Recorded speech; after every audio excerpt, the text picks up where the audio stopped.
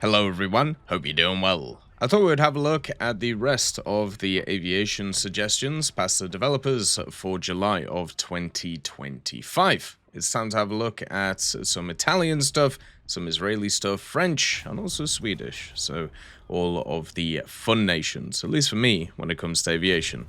As always, if you enjoy the content, make sure to subscribe and like the video. Let's get started. The first vehicle is the Savoia-Marchetti SM.89. Since well before the Second World War, the Regia Aeronautica had needed a heavily armed twin-engine ground attack aircraft, also useful for possible escort or bombers. And in 1941, Savoia-Marchetti gave the Air Force the SM-84 aircraft. This was then heavily modified and then transformed into the well-known SM-89, with the serial number of MM533.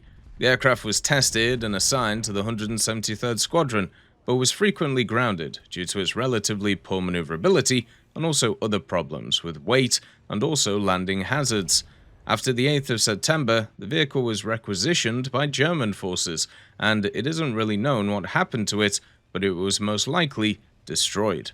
The aircraft was powered by two Piaggio P12 RC35 radial engines, which each had 1500 horsepower, which allowed the vehicle to reach a maximum speed of 440 km an hour and a ceiling of 6,700 meters. Not much, but good for ground attack missions.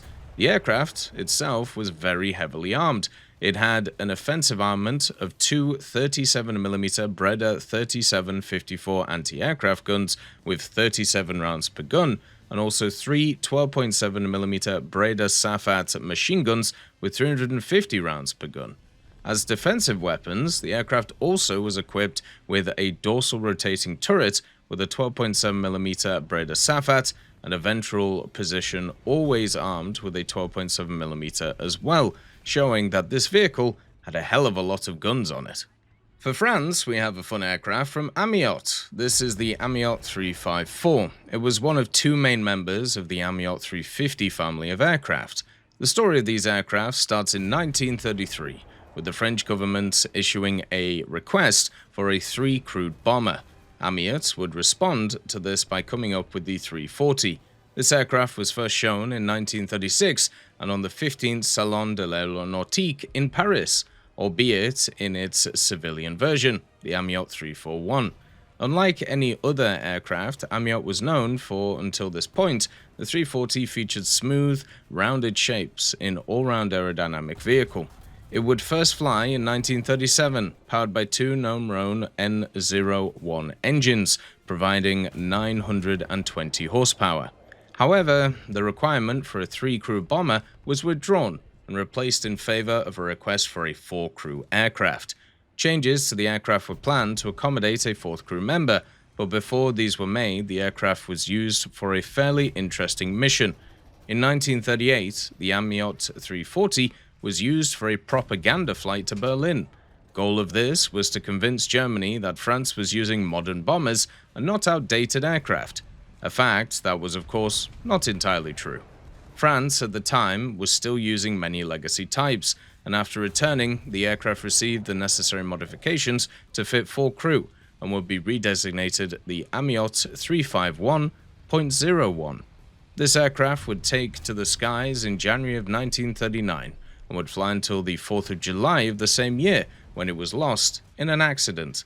The first production version of the Amiot 354 took off for the first time in January of 1940 and became only the second production aircraft of the 350 family to take to the skies. The lead-up and start of the Second World War had already caused multiple alterations of the order. Supposedly, the initial order number was 40, but that could have eventually skyrocketed up to as high as 880. Production of the aircraft was disappointingly slow, and by January of 1940, only 5 were built and also accepted into service. By April, this number had risen to 37, with up to 200 more in the final stages of construction, and at that point, most of those were already supposed to be finished and also in service. Production difficulties were down to several factors. Firstly, parts were produced in 3 separate locations and had to be brought together for assembly. which added a more complicated logistics chain. The aircraft design was also just completely new, resulting in production issues as the process still had to mature. It's estimated that somewhere between 80 to 90 aircraft were finished and delivered to the Air Force before the fall of France. Most of the aircraft delivered saw immediate service in the Battle of France, where they used it in various missions, including reconnaissance and also close air support. The latter was done more often towards the latter stages of the Battle of France, when the aircraft participated in daring attacks on German columns. Low numbers of aircraft and poor pilot training seriously hampered the efficiency of these missions, though. 37 Amiot 350s would later also participate in a raid on Italian Sardinia. This attack was started from the French North Africa, as the aircraft had already evacuated from the mainland at this point.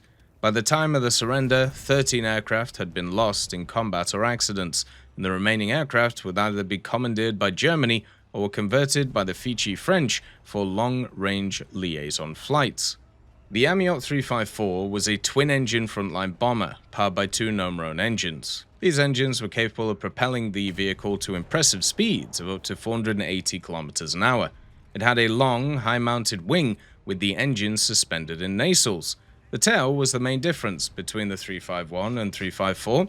Unlike the 351 with its twin tail, the 354 had a more traditional tail with a single central vertical stabilizer. This single tail was adopted as a transitionary measure, as Amiot was reluctant to move away from the single tail that they were used to. Being a bomber, the vehicle obviously also had an internal bomb bay. In the Amiot 350s, this was divided into a forward and rear bomb bay, both of which could carry together as much as 1,200 kilos of bombs. The crew of the aircraft consisted of 4 people, 1 pilot, 1 navigator or bombardier, and also 2 gunners. These 2 dedicated gunners manned 2 rear-facing guns, one at the back of the cockpit in a dorsal position and the one at the bottom of the plane in a ventral position. The gunner in the dorsal position was supposed to be equipped with a 20mm Hispano 404, but due to issues, the 20mm gun was very large and also hard to move around in the cramped space of the gunner, and on top of that, it was also deemed near impossible to reload the gun, which isn't very useful when your magazine is only 15 to 30 rounds. So several proposals were made to replace the 20mm, and eventually they settled on a triple 7.5mm Dahn machine gun mount. The Dahn was plenty in supply and would be a nice fit for the aircraft. Unfortunately, the Air Force decided to donate a large part of its Dahn stock to the Navy, leaving engineers to once again figure out a replacement. This time they decided to use the same triple SAAM mount, but instead use the MAC machine guns. The mount proved to be large, and the new guns weren't a great fit inside the cabin. Modifications were made to the outside of the aircraft to accommodate the mount, but these were a very negative impact on flight performance of the plane. It was decided that this mount could not be used on the 354s, resulting in these aircraft being delivered with a wholly inadequate dorsal defense gun of only one 7.5mm machine gun. The gunner in the ventral position always had a 7.5mm, and the nose of the aircraft started out having a forward-facing 7.5 machine gun, which could be operated by the navigator or the bombardier, but this would be removed on later models. The navigators usually found the machine gun to be too large of a hindrance that prevented them from properly seeing out of the nose of the aircraft. Instead, it was proposed to mount 2 7.5mm machine guns in fixed positions on each of the wings. These were added to each vehicle delivered in and after the summer of 1940. For Sweden, we have the SAAB J35J. This is the last and final variant of the SAAB 35 Draken jet aircraft, which the Swedish Air Force used during the late 1980s up until 1999. The J35J is an upgraded and modernized version of the J35F, specifically the J35F2 variants, which for its purpose was to extend its service time in the Swedish Air Force. During the early 1980s, the Swedish government, along with the Swedish Air Force and also other parts of the government, planned to have the SAAB 35 Draken phased out of service by the start of 1983, with the introduction of the J37 Viggen. However, there was delays with the Viggen, and also there was even more plans for the upcoming Gripen, which was turning up. This meant that the Swedish government and the Air Force had to find an intermediary solution until the issues had been properly addressed. This came around 1982, and it became apparent that the weapon systems used on the J-35F could be significantly improved at a reasonable cost and adapted to the changing threat landscape during the 1970s and also early 80s, where the targets were mainly assumed to be attack wings consisting of Su-24s, 25s, and stuff like 17s, and aircraft for the purpose of transporting paratroopers such as AN-12s that would operate at a lower altitude. Following the same year, the FMV were assigned with the task by the Chief of the Swedish Air Force to conduct an examination on storage J-35F2s if they were in good condition and to be upgraded, modernized, and also what workarounds would have to be made in order to extend the SAAB 35 Draken service life within the Swedish Air Force. And in 1984, the inquiry was completed, and FMV requested funding from the government for preparation of upgrading 54 J-35F2s for a cost of 286 million SEK. An additional 12 J-35F2s were also ordered to be upgraded in 1986, making the total number 66 that would eventually be redesignated the J-35J, or the Johan, as it was known. The inquiry for the expansion for another J-37 wing would also be scrapped because of the modernization of the J-35Js. The reason as to why it was designated the J and not the G is that the letter J is the 10th letter of the alphabet that was naturally chosen to symbolize the aircraft belonging to the F-10 wing, so the F-10 Angelholm, where all J-35J or Johans were to be based throughout its service time. The J-35J aircraft was now upgraded, with more modernized electronics and also improvements for the 30mm Akan M55 cannon, to name a few upgrades the aircraft received. However, the more important upgrades on the aircraft was the increased fuel capacity and the installation of new hardpoints under the intakes for mounting 2 additional AIM-9 or RB-24 Sidewinder missiles, improving the aircraft in terms of air-to-air engagements. The now upgraded SAAB J-35J would continue to serve the Swedish Air Force in F-10 for 12 years, spanning between 1987 until its final flight on the 8th of December 1998, marking the end of the Draken's 38-year-long service with the Swedish Air Force. The vehicle itself could technically carry a bunch of different armaments, including the AIM-26 Falcon, the AIM-4 Falcon, and also the Sidewinders. It could also carry some rockets, which could be on the vehicle too. For Israel, we have a Mustang, the F6K-15 Mustang. The F6K-15 that served with the Israeli Air Force was the production serial 44-12843, making it a part of the batch of the 43 F6Ks which were produced in February-March of 1945, and designated as the F6K-15NT. The F6K was essentially an armed reconnaissance variant of the P-51K Mustang, distinguished by its onboard camera equipment and the portholes it had on the side and the bottom of the fuselage for the cameras to see from. These aircraft were originally intended to be delivered to the 8th Air Force of the USAF to fight in both the European and also Pacific fronts of World War II. However, very few examples of this variant were actually sent, and 44-12843 was not one of them.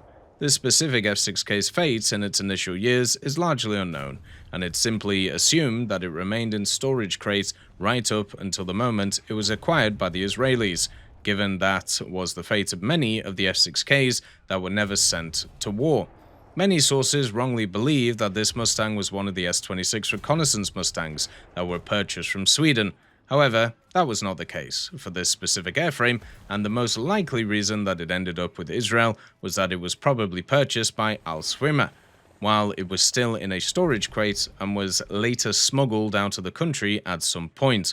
Regardless of the exact way that the Mustang ended up in Israel, it arrived in the port of Haifa on the 28th of June 1954 and was immediately pressed into service with the Israeli Air Force. Seeing as this specific airframe was delivered only in mid-1954, it led a pretty short service life.